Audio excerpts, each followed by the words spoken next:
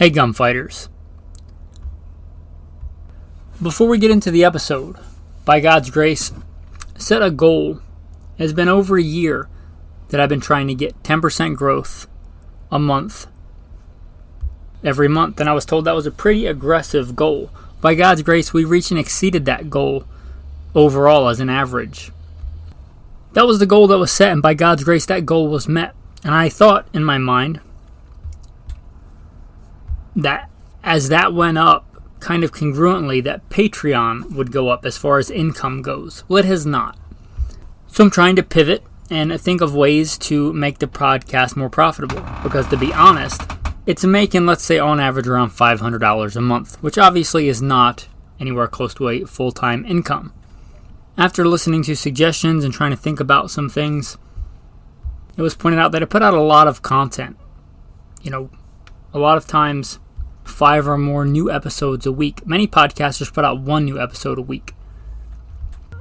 So the suggestion was to put out more of that content just on Patreon and get people to go there, so they're not just getting all the new content for free, because then what's the incentive to go to Patreon? I was hoping people would go to Patreon mostly because they want to support the podcast. And just a value for value exchange. They value the content and my time, so they would step up and contribute. But again, that hasn't really happened as much as I was hoping. So the idea here is I'll put out a tactical reload episode. And there's a bunch of new content on Patreon. I'm putting more and more new content on Patreon. Things like short video tips on how to shoot better. Video podcasts on comparing different handgun types. Even sharing like my real world GPS coordinates for bug out locations. Things like that. Not to mention being able to communicate with me and ask me questions. If you think any of that is worth $1. Now there are different tiers. I encourage you to give more if you think it's worth more, but I added a new tier. That was another suggestion. You can sign up for $1. $1. There should be a Patreon link in the show notes. With that, thank you. Enjoy the episode. First and foremost, I am a Christian. I am a servant of God, a follower of Jesus Christ. God is number one and the center of my life, and this podcast is no different. I don't apologize for that. Getting into more about me as to how it pertains to today's topic. Today, we're going to be talking about maritime guns. This is a subject I don't think I've seen brought up much, but we're going to talk about it today. So stay tuned.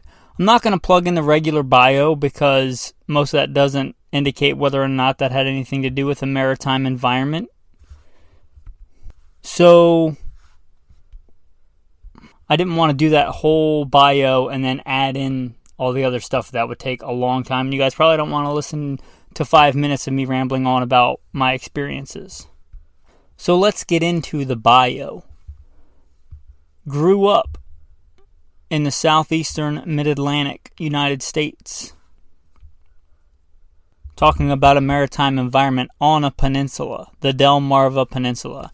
Split 3 ways between Delaware, Maryland, and Virginia. It's a peninsula very narrowly connected at the top and out in the Atlantic Ocean and the Chesapeake Bay on the other side. So you were never very far from the water. My father was a commercial fisherman, which meant that one of my first jobs was a commercial fisherman out on the water, mostly helping my father. Actually, exclusively helping my father. I decided I did not want to go that route, but my father, a commercial fisherman. His father, a commercial fisherman. So I spent many days on ships out in the ocean or in the Chesapeake Bay, depending on what we were going for, what my father was fishing for. A lot of shark, but also croaker. Hardhead, if you know what those are in the season, in the bay. The Chesapeake, that is. I still know how nice it is after being on a ship out in the ocean to put your feet on terra firma, on dry land. As you might imagine, we had guns on the boat.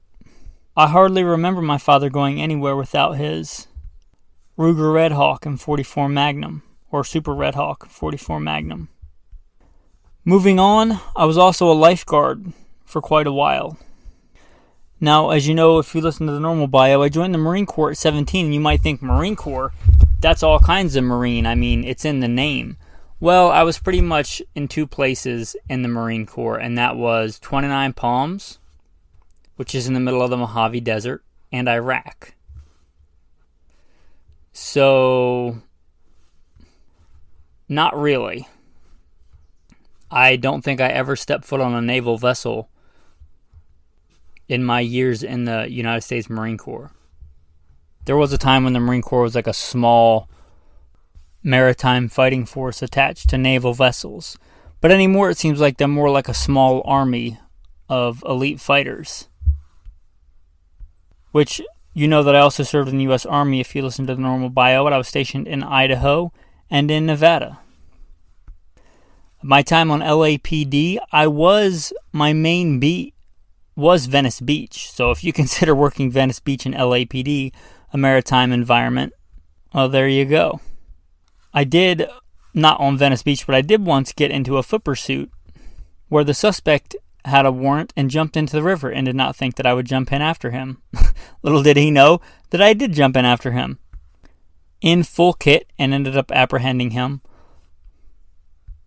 But other than that, I'm working Venice Beach, getting in, Donnie Brooks hand-to-hand combat on the beach, things like that. It wasn't much of a maritime environment. Anyway, you heard about my service in the military and in law enforcement. If you want to thank me for that service, consider scrolling down and hitting some stars on Spotify, or writing a review, hitting some stars on iTunes, or whatever platform you're listening. If they allow those kind of things, you want to thank me for my service, you just hit some stars. I'd appreciate it. Or write a review if you want. Hey, good podcast, appreciate the info, and thanks for your service. Also, my private contracting work really was about as far away from my maritime environment as you can get. Like I said, in the Marine Corps, ironically, I was a desert warfare and urban warfare instructor. So a lot of this harkens back to my days I mentioned as a boy. I would go hunting quite a bit, and the unique thing about the Delmarva Peninsula, well, not unique in that it's the only place it happens, but unique in that it's not found in a lot of other environments. In that Delmarva Peninsula, you have freshwater swamps, cypress swamps, rivers, and you have saltwater marshes, giant swaths of land that are tidal saltwater marshes. You also have bay and ocean, and I spent time in all of those, not to mention the islands off the coast. Did a lot of hunting and fishing, did quite a bit of time even as a boy armed. Spent a lot of time on, like I said, my father's commercial fishing vessels, and also on little piddly crafts that me and my friend would get together. I remember one of the friends of the family at one point had a paddle boat, and I don't know how he got the paddle boat, probably some kind of barter deal or somebody didn't want it. He had made a rudder for it out of some old street sign and a piece of pipe, and it worked. We fished out of it. I don't know that I ever hunted out of a paddle boat, but that would be pretty cool. Also, the first vehicle I ever owned was not a car. It was an old crappy canoe with, I believe, 4 holes in it that I bought and patched up with a fiberglass repair kit. And I spent countless hours in that canoe and in other canoes, hunting and fishing and doing all manner of things like that. If you listen to the other podcasts, you'll know much more about the bio. But since today's about maritime guns, let's get into the day's topic. A large portion of not only the U.S. but the world population lives within a fairly close range from the coast or some other major body of water. There's a reason humans settled near those areas: for trade, for resources, for water to drink. So many cities today are still in those areas. We've branched out from there once we got better at hydraulic engineering and things, and we have, Phoenix and Las Vegas and these giant metropolitan areas out in the desert. But for the vast majority, live near the coast or a body of water or river. Not only that, but I don't know when you listen to this, but it's summer here. It's July. So a lot of people go to the water and have recreation on the water in the summer. Likewise, myself, if you don't know, I recently stepped down from a general manager job because I wasn't giving the podcast the attention to detail or the time I thought it should get, and decided to bug out early, as it were, and to live off-grid. Now, we lived in the deserts of Arizona. Living in the desert of Arizona off-grid in the summertime, pretty miserable. I could do it, but there was a better option. We packed everything up like modern-day pioneers and hit an Oregon Trail of sorts and headed to Oregon. We are now on the Oregon coast, which is probably why I was thinking about this topic today. Everything seems to be wet here. We are on the coast, just a few miles inland right now, but in an environment where right now I'm in the rainforest. A very strange environment that I'm not accustomed to, where you can be in a rainforest and looking at the ocean, or be on the beach and looking into the rainforest. Water everywhere. Anyway, where was I? This environment presents some unique challenges to firearms. Both environments. The fundamental problem: guns are made of metal. Every gun that I'm aware of has at least some portion made of steel. Steel is made of iron. The fundamental fact about iron rusts. Iron rusts faster and more in maritime environments. Now, it's oxygen that makes iron rust, but the way that it interacts with water, especially salt water, makes it very much more likely to rust. I said I was living in Arizona. You can really kind of be neglectful of your guns in Arizona, and they're probably not going to rust. But in a maritime environment, they rust very quickly. Now, we realized this a long time ago in relation to guns. Now, one of the very first attempts that I'm aware of to stop firearms from rusting is what's called bluing. Now, I'm not a metallurgist, I'm not a chemist. Bluing is a chemical process to finish the outside layer of the firearm, make it less susceptible to rust. It is much better than just plain metal, but it was really our first big mass attempt that I'm aware of to stop steel from rusting.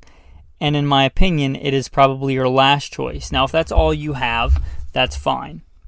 But blued steel, by and large, is not great at prohibiting rust. It rusts quite easily and quite frequently.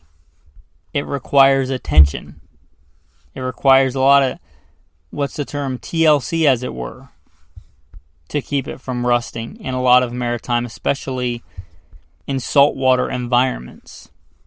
A story I'll tell you, one of the guns that my father had, they would often let me use to shoot birds when I was on ship, was a Ruger 1022. And one day he told me to clean it. I was young, I don't remember, but this is one of my earliest memories. And the first time I can remember my father being really mad at me. And I thought that I had cleaned it, but I don't know how long it had been, but he went and grabbed it and there was rust on the barrel. And it was obviously wintertime, because I remember him getting furious and throwing it in a snowbank because he was so mad at me that I had not cleaned it properly. And what that meant in this case is I hadn't properly oiled the outside of the barrel, because it was blued steel, Ruger 1022, the classic one you think of, the wood stock and just a blued steel. And it had rusted. And now my nephew, who still lives in that Delmarva Peninsula, he recently said that he was going to trade or something and get a different gun other than his Ruger 1022. I forget exactly how the conversation went. But it started something like, I want stainless because my nitride finish is rusting. And I said, what are you talking about? And he mentioned it was his Ruger 1022, and I'm like, I love my nephew. He's a good kid, Eagle Scout. But I said, man, that's not nitride. That's bluing. they are completely different. And they may look the same, which is maybe what confused him. You know, a lot. He's into the tactical guns and all that stuff. And watching videos, everybody now talks about nitride, nitride, nitride. And if you looked at them side by side, unless you really knew, they look very similar. But nitride is a completely different process. And from what I understand, is quite good at corrosion resistance. But your classic blued hunting firearms are just that. They are blued, and they are not nitrided. Your 1022s, your old shotguns, your things like that, they are blued. They are not nitride. So when you hear nitride, that's a fairly new, maybe not a new process as far as metallurgy goes, but it's fairly new that it's common on firearms, and it's almost exclusively, that I'm aware of anyway, on tactical firearms, your ARs and in that realm. But as far as I know, and from my experience, the weapons that I have, nitride is quite good at resisting the elements, resisting rust and corrosion. Now the problems with, or maybe problems is too harsh, the lack of ability of bluing to deal with these environments has been known for a long time. That's why back in the day, you had, even back in the Old West days, you had nickel plating, seen as a more premium finish. You don't see it much anymore, but we'll touch on it just briefly and take off again. The other real early one that I'm aware of, we used in the military, and this is going back decades and decades, and that's manganese phosphate. And you'll notice this is different than bluing. Bluing tends to be a shiny finish. Manganese phosphate tends to be a very black, matted, dull finish. Now, manganese phosphate is not a bad choice. The military adopted it. Obviously, the Army, the Navy, the Marine Corps. So it had to be good in a variety of environments, including maritime environments. And as I believe, the military specification for AR-15 bolt carrier groups is still manganese phosphate. And this was around before the next thing we're going to talk about, which is probably my favorite. If you listen for any length of time, you know that I'm a fan of stainless guns. I'm a big fan of stainless guns, perhaps because I grew up in this environment. Even when I lived in the desert, as you could tell from my current situation, I'm kind of a nomad. I joined the Marine Corps at 17 and have been bouncing around. I could be wrong, I'd have to plot it on a bunch of maps, but I believe I've been to all 50 states except for 2. Needless to say, I've been in a lot of different environments. My God is with me wherever I go. But in a variety of different environments, stainless does well. Now, you might think, well, stainless steel has been around a long time, but stainless steel guns have not. And that's because I'm not a metallurgist, again, I'm not a chemist. I'm not a machinist. But as I understand it, it took quite a while. They didn't really become common, and that I'm aware of. Well, not even common. They didn't even become into regular use. Stainless steel, common guns like 1911s, bolt guns, and things like that. Until the 80s. Somebody might correct me on that, but a lot of guns that came out like the Automag, Ruger's bolt guns, and things like that came around this time. 80s, 90s. And I believe that's because stainless have been around a while and guns have obviously been around a long time, but getting a stainless steel with the right properties, the right hardness, the right ability to withstand pressures and be machined and play nicely with other metals took a while. But now we do have that, and I like it. In fact, I almost always, if I have the option for stainless, will get stainless. The only exception I could think of is if I just wanted a classic, beautiful looking blued steel walnut stock gun, like an over and under shotgun or a side by side, because back when these guns were common, again, if it's a classic, that's what was around. I'm not a gun collector, but by God's grace I will never have to sell my grandfather's shotgun, and we'll get to pass that down, which is an old side by side Fox. This was a hard use working man's duck hunting tool. Blued steel, and I presume walnut, who knows what kind of wood it is, cherry or something. It kind of looks like cherry. It's an Fox, I believe, well over 100 years old, still works. Blued steel, I have no idea how many times it's been rusted over and repolished and browned and weathered. It still works. I had to kind of manufacture new springs for it. Anyway, getting back on topic, I would get one because it was classic looking if I wanted a classic gun. I'm not a gun collector. This is gunfighter life. And there's nobody that can make an argument to me that blue guns are better in a variety of environments than stainless steel guns. I did hear when I was a professional hunter and guide, a lot of the old timers said that you couldn't use a stainless gun because it was too visible. And I kind of call nonsense on that. In their mind, maybe they're thinking of the old polished nickel, but modern stainless steel guns are a matte finish. And in my opinion, matte gray stands out less than black. Black stands out pretty well in a natural environment. Is what blued steel guns generally look like, and they're generally shiny. So again, I kind of call nonsense on that. If you do have a true stainless steel gun that is shiny, just take some steel wool or something to it, some kind of abrasive, and it won't be shiny anymore. But I think for a variety of environments, and especially maritime environments, stainless steel is my favorite choice. Now, stainless steel on a firearm will and can still rust if it's neglected or not taken care of.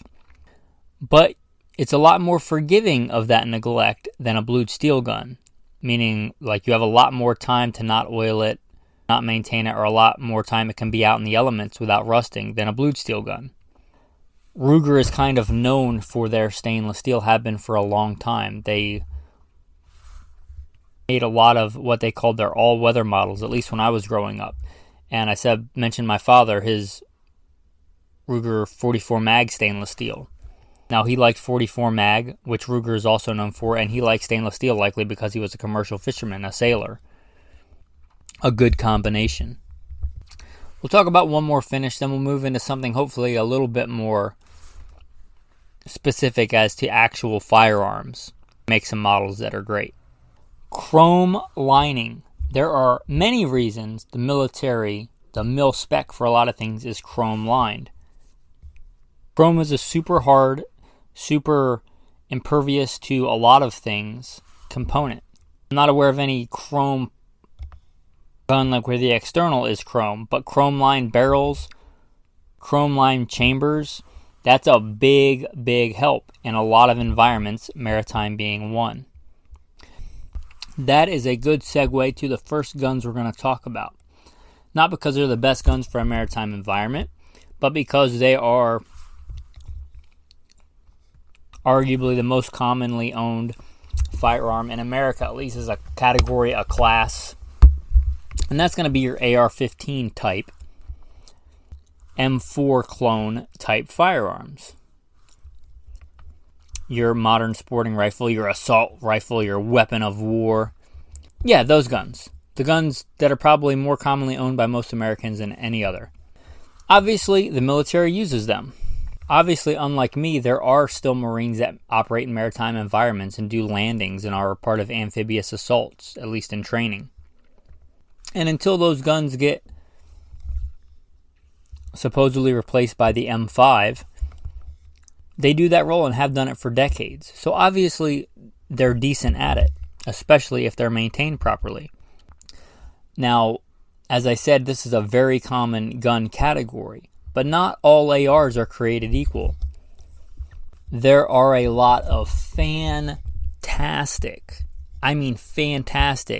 affordable is a relative term, but decently good value priced ARs on the market that function well. And the way they're affordable is they tend to cut things that you don't really need. If you're talking about a maritime gun, to me this is not the place to go cheap on an AR. It is not. The things we talked about hitherto in this episode, things like a chrome-lined barrel that your military spec ARs should have, and your very high-end ARs should have, that's really going to help you in a maritime environment. Not only does steel corrode quickly in a saltwater environment, brass can corrode fairly quickly. And having a chrome-lined chamber can really help with extraction of those nasty cases.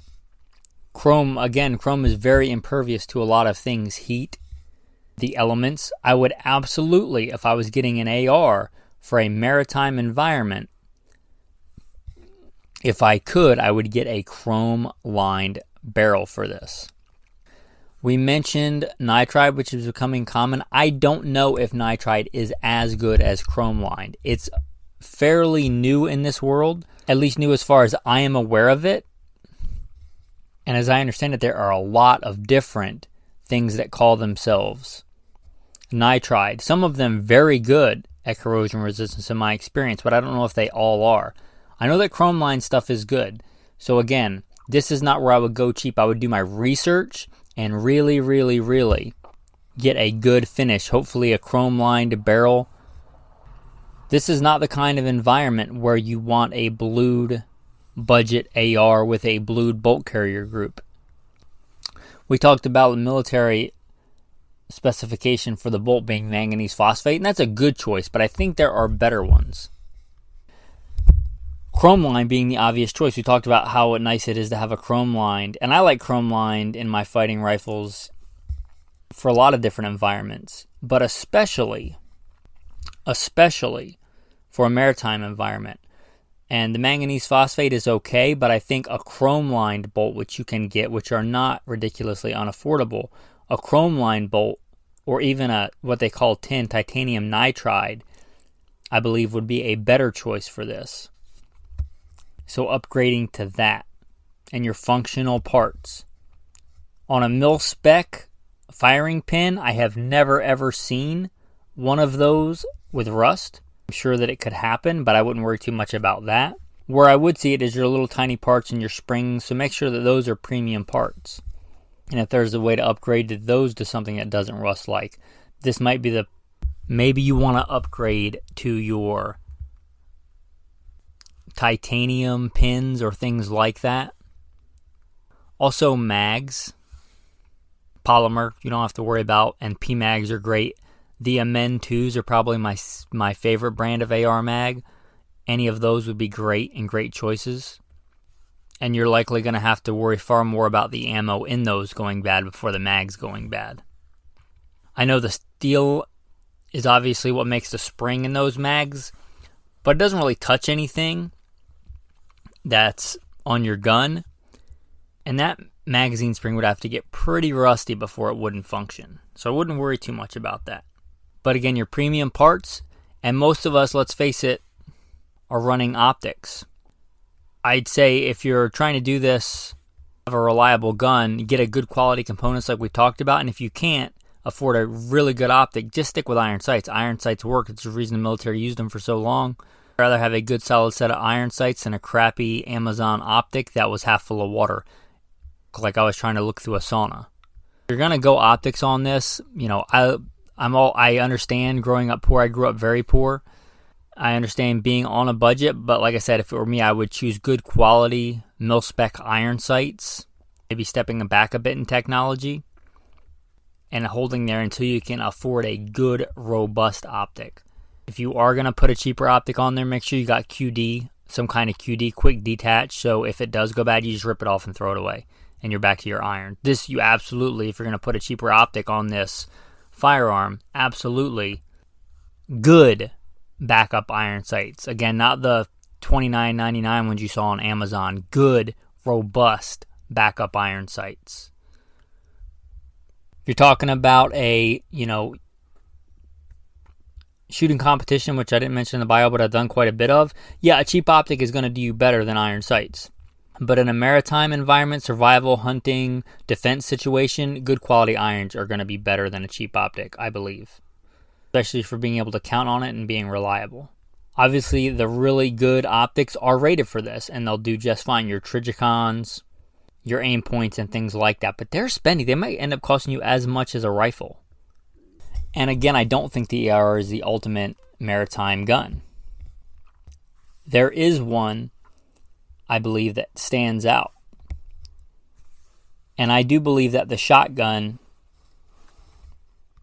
if you've listened, we do a whole series here on shotguns. The ultimate and most versatile survival weapon, apocalypse weapon, whatever you want to call it.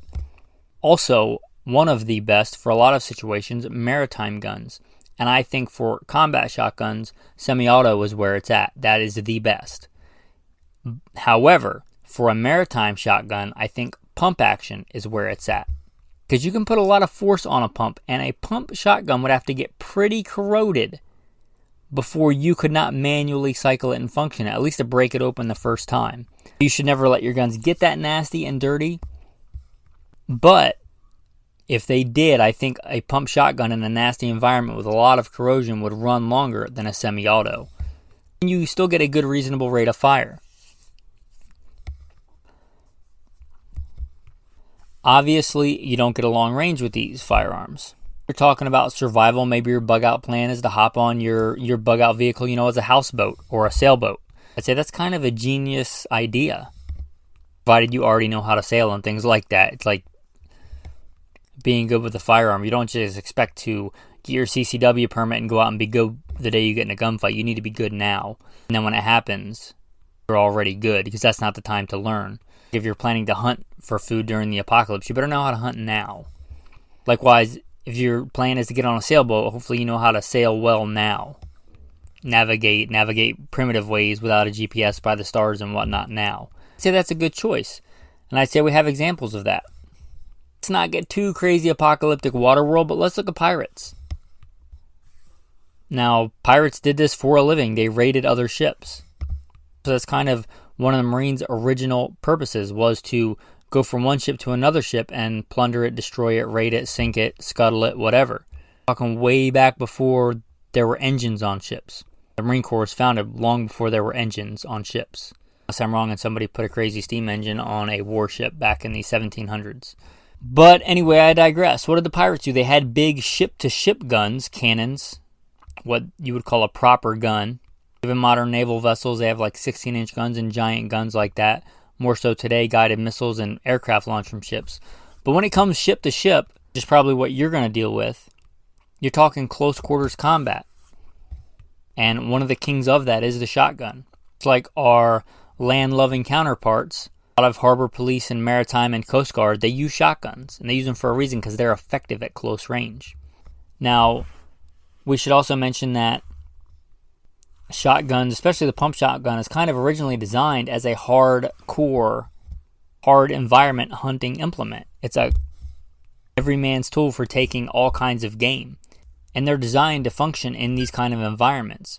Duck hunting is about as nasty an environment as you're going to put a gun through. And pump shotguns are meant to run in those. Obviously, there are some specialty models to be even better at this. A classic one, which I do not believe is currently made anymore, I could be wrong, is the 870 Mariner. It's got that whatever stainless steel, I don't know if it's a stainless steel finish or a chrome finish, whatever it is. It's known as the Mariner. It's used for maritime law enforcement. It would be a good choice if you could find one and they still make it.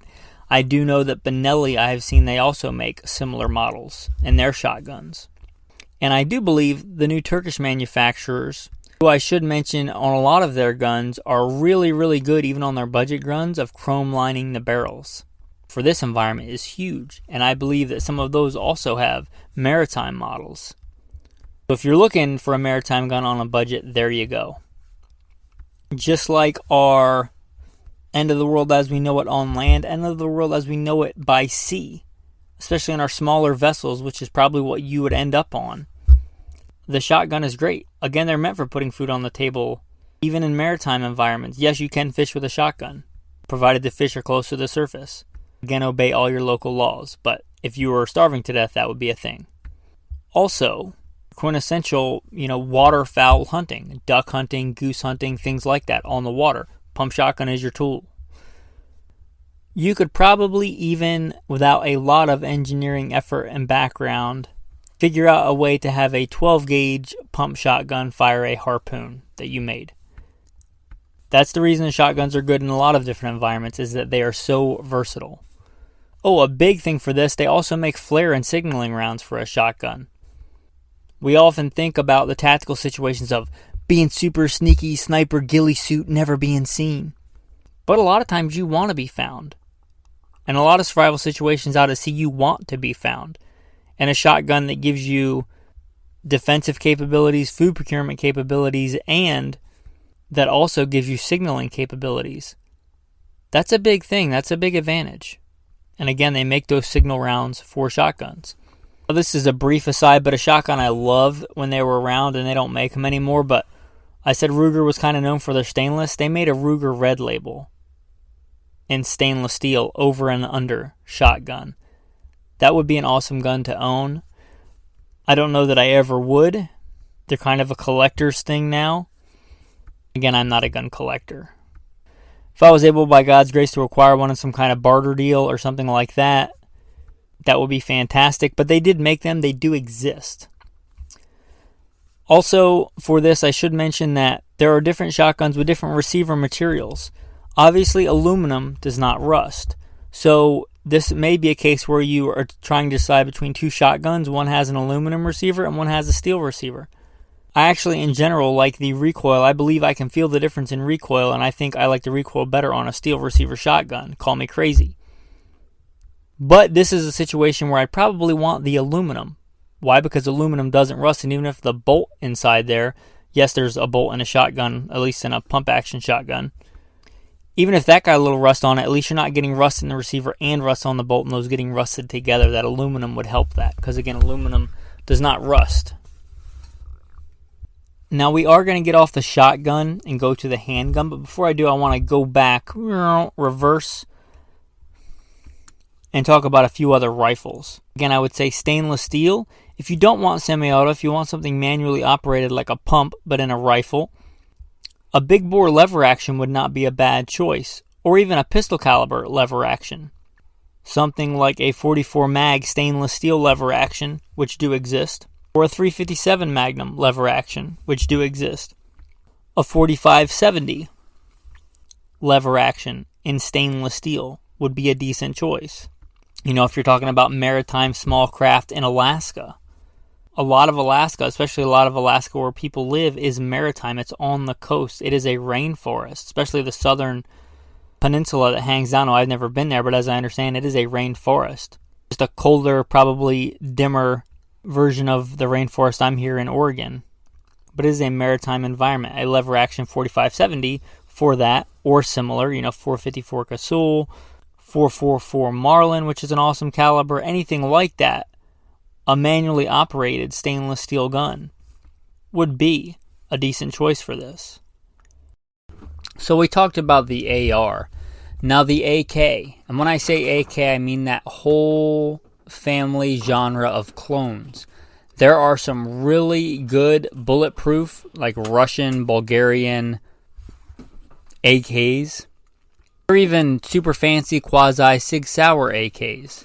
It runs the gambit. So I'm talking about that whole family. You think about the AK as your quintessential, rugged, reliable, semi-automatic anyway, firearm. And I would submit, yes, if you have a good one. If you get the dirt cheapest one made to the dirt cheapest bidder with the lowest quality parts and the lowest quality finish, it's probably still going to rust. And it may or may not work when it rusts. Just like we talked about the AR, the importance of that chrome-lined barrel. A good quality chrome-lined AK barrel. A good quality military finish. Not some crappy finish made to the lowest bidder by a cheap importer. I'm talking a really good quality finish. And I am not a metallurgist when it comes to American military firearms finishes, let alone Soviet super secret KGB AK firearm finishes. I don't know what kind of finish they use. I know that if it's an actual military spec AK from a good, reputable country that made them, again, Russia, Bulgarians really have a good reputation. Any legit country that made them as an actual military gun and got decommissioned and got sent over here like that with all those good quality components, probably good. One made to be dirt cheap to the cheapest bidder that was never a military gun, even though it's, in that AK family, might not be the best choice. So I guess I would conclude that by saying all AKs are not created equal. And I said we'd talk about handguns, so let's get to it. Handguns. We talked about chrome-lined barrels. They do make chrome-lined barreled handguns. There are a few. The only mass-produced common one that I'm aware of, and by common I mean it's most people would know what it is the Beretta 92. Now your Beretta 92 M9 has a chrome-lined barrel. That is fantastic. I've said, and I do not apologize for my opinion and belief, that the Beretta 92 is quite possibly the world's finest combat handgun. I know, everybody thinks it's got to be a Glock or something, but I think there are a lot of inherent design advantages on the Beretta 92. Much more than what we're going to talk about here, which is it's got an aluminum lower, which doesn't rust. They have a very good finish, that Brunton or however you pronounce it finish. And they have a chrome-lined barrel. What other common handgun do you know that has a chrome-lined barrel? Now, I don't want any rust on my barrel, but if I'm going to choose, I would much rather have a lot of rust on the outside of my barrel and no rust on the inside of my barrel than vice versa, or even a little bit of rust on the inside of the barrel. Rust on the outside of the barrel should not affect the way the gun shoots at all, which is kind of the point of a gun, is how good it shoots or doesn't shoot, or function or doesn't function. Not how pretty it looks, unless, again, you're a collector, which this is not gun collector life. I really like the Beretta 92, mostly for its operating system and its smoothness of action and its accuracy, but also we see it shine here where it has a chrome-lined barrel. And again, it's not the only one, but as far as I'm aware, it's the only common one. And yes, I will get to Glocks. Glocks are a good choice. There have been several different iterations of Glock finishes. The old Tennifer finish, which I'm not exactly sure how that is or is not a nitride or similar to or different. Again, I'm not a metallurgist.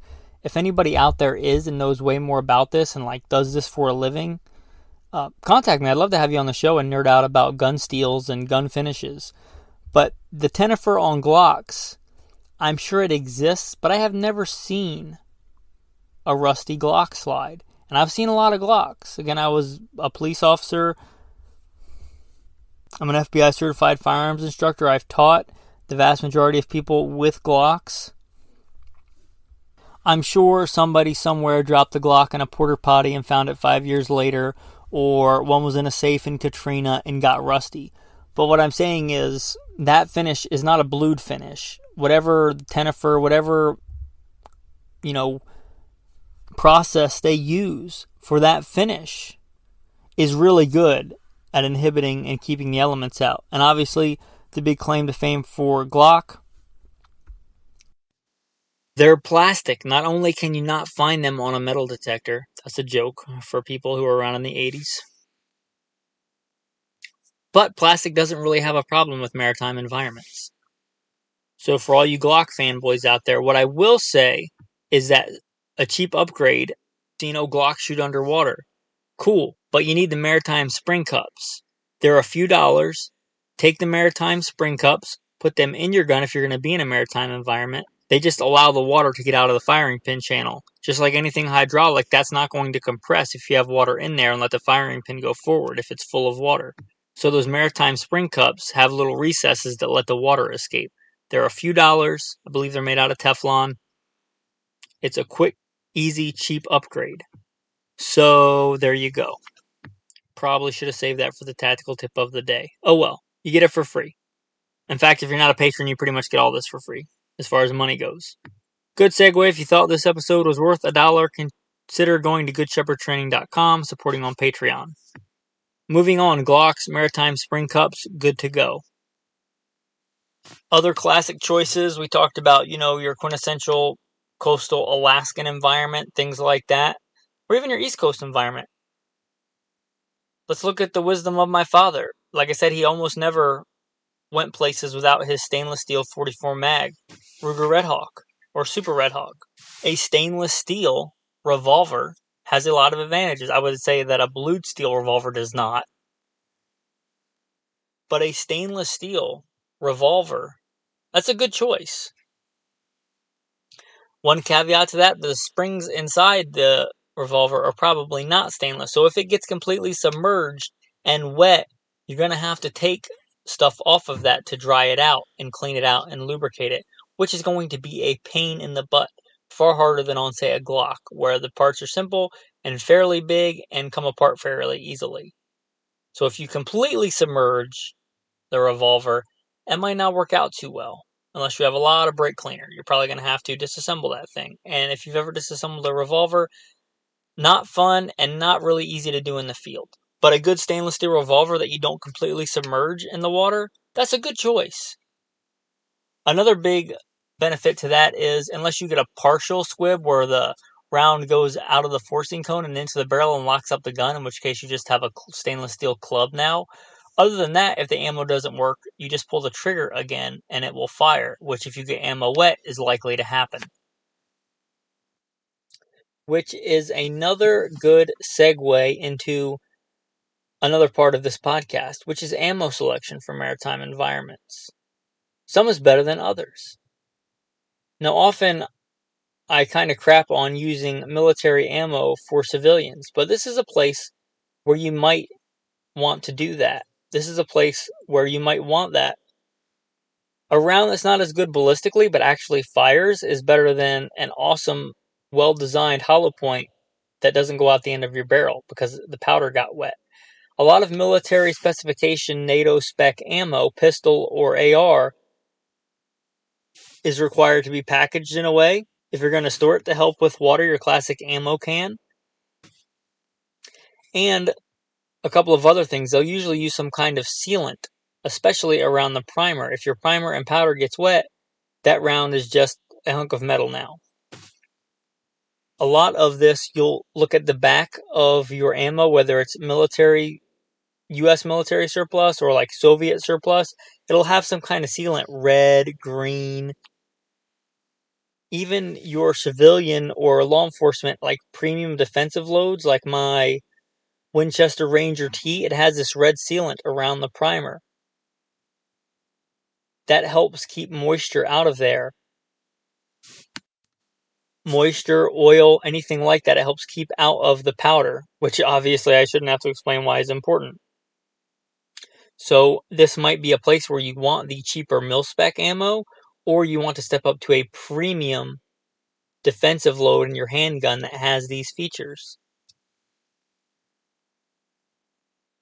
We're already at 40-something, over 40 minutes into this podcast. I was planning on talking about all manner of lubricants and things like that. I probably won't.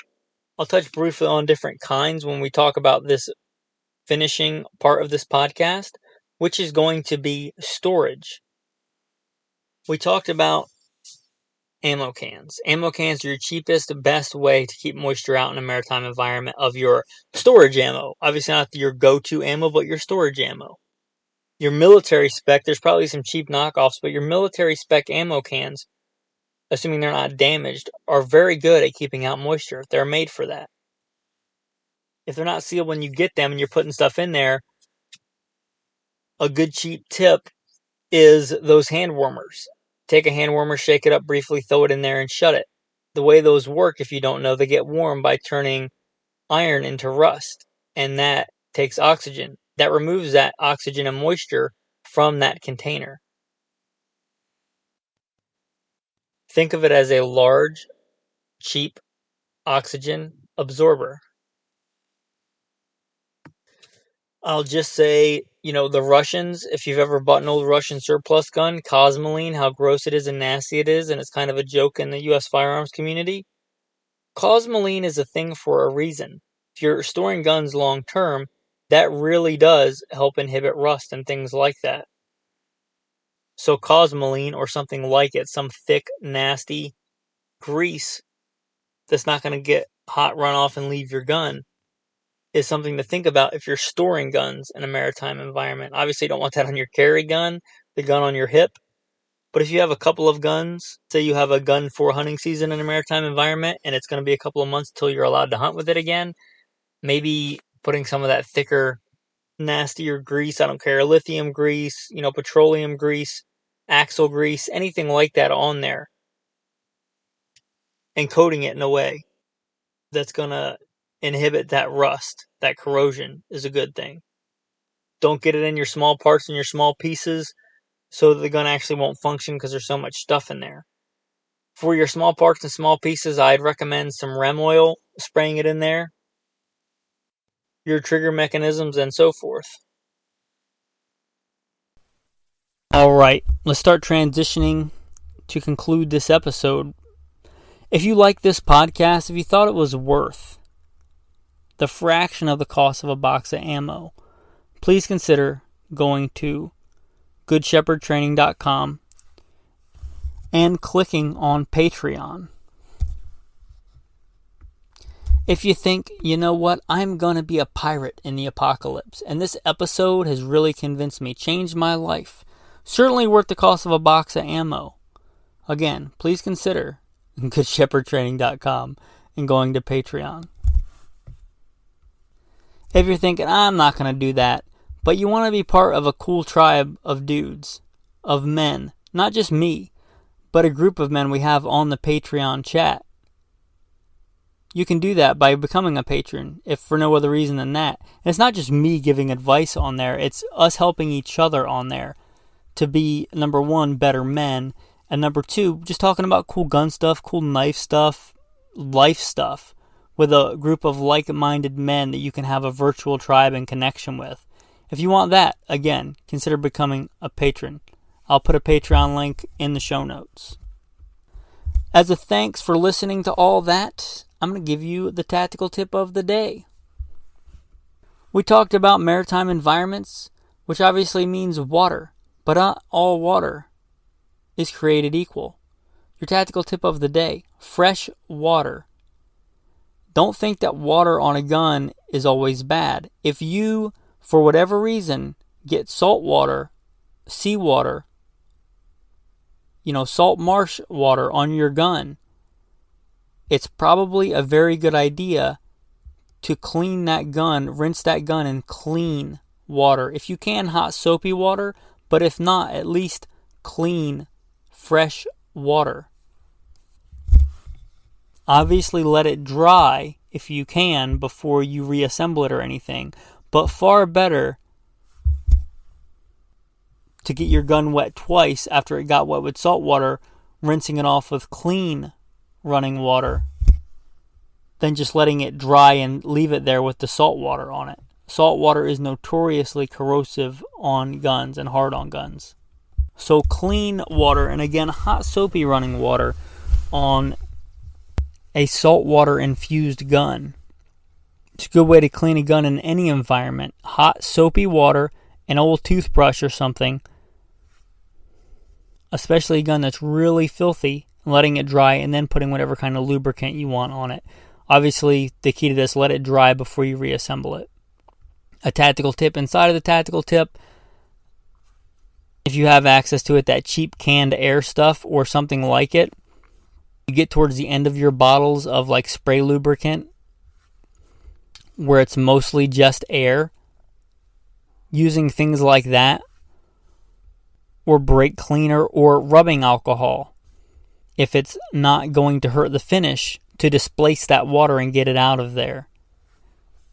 Any of those things to get the water out of the small moving parts, your AR lower, your firing pin channel, and your take your pick of semi-automatic handguns, things like that. With that, let's get to the important part, the tactical verse of the day. Is if you win 100 gunfights and go to hell, what was it all for? What was the point? Maritime environments often are beautiful. Even the smelly marshes where I grew up at low tide, when they just smell horrible because all the decaying matter, plant and animal, when the sun sets on the horizon, they transform into something beautiful.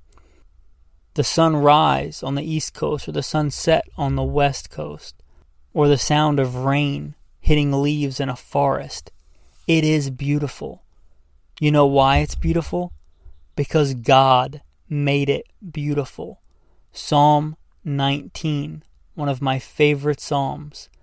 The heavens declare the glory of God, and the firmament shows us his his handiwork. God is the author of beauty. In the beginning, God created the heavens and the earth. He created all these environments that you see, whether it's the rainforest of Oregon or the rocky coast of Maine or some little backwater estuary in Florida. He created them, the author of beauty. But you know what? He created you in his very own image. It says that he created everything, but he only says about man that you were created in his very own image. You are made in the image of God, special and set apart from all creation. The author, the one who made beauty, made you in his own image. With that, gunfighters, until next time, be blessed.